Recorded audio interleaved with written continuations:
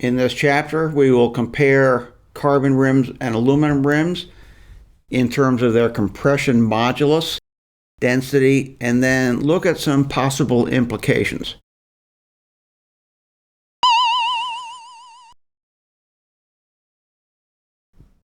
Steel rims are a rarity. Aluminum's used typically, but carbon's out there, so we'll now compare elements Al and C. Let's do a comparison of an aluminum rim with a carbon rim, and we'll use these facts, 28 spokes and identical components except for the rims.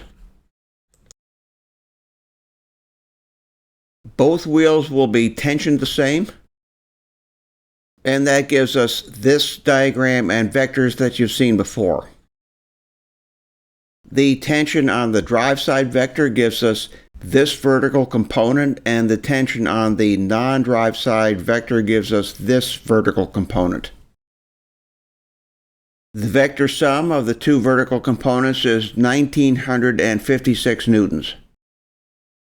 We have 28 spokes in the wheel, and that is 14 pairs of spokes. So our total compression force from all the spokes added together is 14 times 1956 newtons, and that gives us 2.74 times 10 to the fourth newtons. I want to answer two questions. The first one is this: what must the cross-sectional area of the material in each rim be to limit its circumferential compression to 0.3%? And the other one is, what will be the mass of each rim? I'm going to use this rim to explain the definition of the bead seat diameter. Most people intuitively know what it is, but the technical definition is a little bit different. This is the hook of the rim, and this is the bead of the tire. These two dots represent either a Kevlar or metal wire that runs around inside the bead. Most people assume that the bead seat diameter is measured at this point, but that's not technically correct. The international standard very specifically defines the bead seat diameter as this point right here, where the bead is as far down as it can go and 1 millimeter in from the inside surface of the wall. The bead seat diameter is the distance across the rim from those 2 points, and for a road bike or a mountain bike, a 29er mountain bike, that distance is 622 millimeters. We sometimes refer to rims like that as a 700C rim, particularly if we're talking about a road bike, but remember 700C is the dimensionless number. It's just a reference number, and it's nothing you can measure. Regardless of the depth of the rim, the bead seat diameter is going to be the same. These two rims have a much different depth, but they both have the same bead seat diameter. When I multiply that diameter by pi, I get a circumference of 1953 millimeters. Let's compare two wheels that have the same outside diameter and use the same size tire, but have different depths. 1953 millimeters here, 1953 millimeters here. Now, the effective circumference, or the average circumference of the rim, does depend on the depth of it, but the bead seat diameter is a really easy and convenient number to use, and it's going to be accurate enough for our purposes. The inward pull of the spokes will compress the rim over its circumference. When I tension my spokes, I will see a circumferential compression of the rim, and I want to limit that to 0.3%, which is 5.86 millimeters of circumferential compression. So the question is, what does the cross-sectional area of the rim have to be to limit the compression to 5.86 millimeters? Not the cross-sectional area of the rim, but the cross-sectional area of the aluminum in the rim. This is the compressive force being applied. I can find the elastic modulus of aluminum from this table here. This group of columns here gives us tensile modulus, Young's modulus, modulus of elasticity, all the same thing.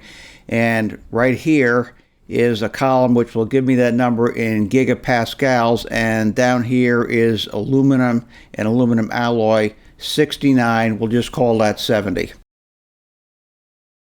This is my familiar equation for the elastic modulus, and I can substitute some numbers into that.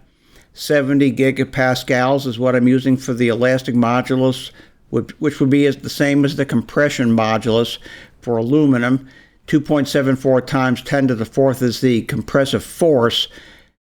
0.003 is the maximum amount of compression I'm going to allow, and of course A0 is the unknown. When I rearrange that equation and divide it out, I get that A0 is equal to 13.0 times 10 to the minus fifth meters squared, which is 130 times 10 to the minus sixth meters squared, and that is 130 millimeters squared. My volume of aluminum is going to be the cross-sectional area times the circumference.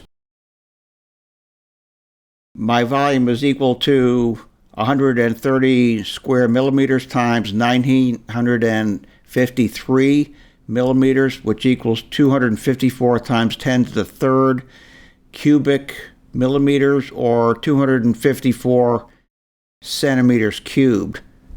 My mass of aluminum is 254 centimeters cubed times the density, and that works out to 711 grams. So I've answered these two questions. The cross-sectional area of the rim has to be 130 square millimeters, and the mass will be 711 grams. I can similarly look up the compression modulus of a carbon composite rim. This table gives me the mechanical properties of carbon fiber composites, and I'm going to expand that a little bit so we can see it better. These two rows here are going to give me the Young's modulus. This column is the standard carbon fiber fabric, and the Young's modulus is 70 gigapascals. For my carbon rim, here's my equation, and when I substitute numbers into it, I get this, which is exactly the same thing I had a minute ago for the aluminum rim. And when I solve that, I get the same volume of carbon as I had for aluminum. My mass is going to be 254 centimeters cubed times 1.3 grams per centimeter cubed, which is what we determined earlier was the density of carbon fiber prepreg, and that is going to multiply out to 330 grams. So for our carbon rim, we need a cross-sectional area, again, of 130 millimeters square, but our mass is only going to be 330 grams. Here's everything together on one slide. Because the elastic modulus of aluminum is the same as carbon, it means that I can have much less mass in my carbon rim and still have the same compressibility as the heavier aluminum rim.